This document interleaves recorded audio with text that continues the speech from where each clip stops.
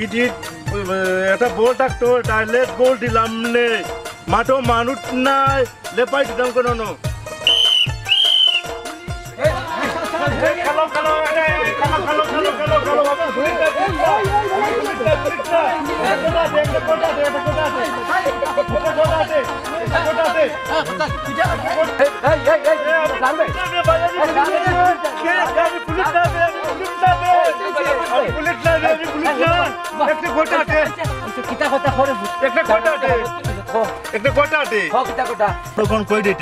আমরা আবার যাইতাম আরো কেন তোর কিতা সমস্যা আমার কোনটা দরকার নেই